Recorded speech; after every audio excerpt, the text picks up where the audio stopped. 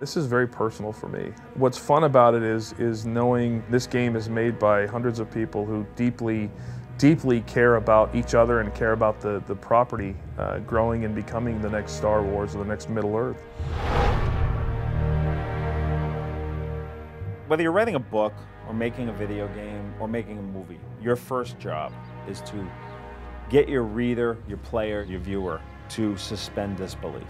There's no point starting unless you have a fresh, exciting idea. We at the very beginning said we have to have at least 10 whoa moments. And those are the moments that you just sort of assume you know what's going to happen because you've played so many games and you surprise the audience. The challenge is to get people interested in it. If you create a story that is interesting, people will want to play it. Why do we fight?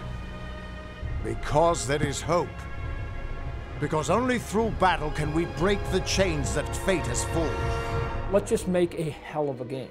And if you're going to do a hell of a game and it's fantasy oriented, you have to bring in your adventures and you have to have your elves and your magic and your mages and your monsters and your trolls and your curses and your cyclopses and all the stuff that you would just close your eyes and go, yeah, of course it has to be there. We spent 6 months just building the world. The scenery, the landscapes, the characters, the monsters. They're beautiful or they're horrid.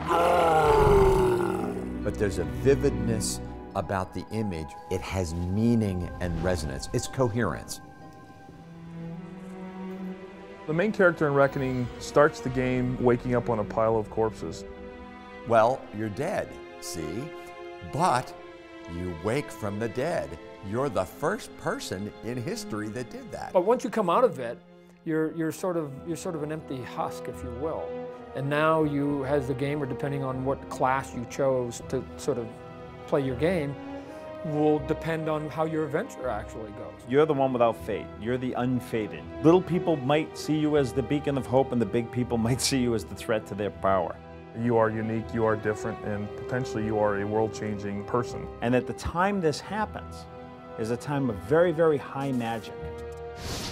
You, as the player, get to sort of write the history of your character.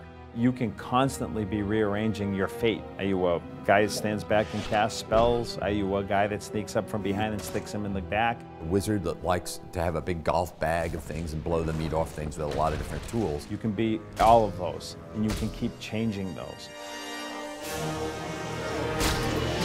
You get the reader on the edge of the seat.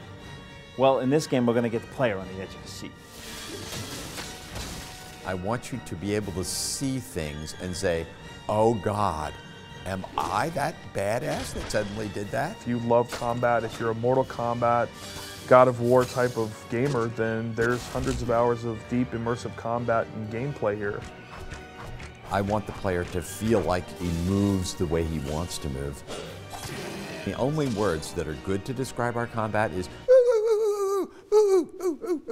if you're a hardcore RPG, questing, Oblivion kind of gamer, there's hundreds of hours of gameplay in this game as well. Every time you play the game, it's almost going to sort of feel fresh and new, because once you get through your 200+ hours of gameplay and you go, I want to do it all over again.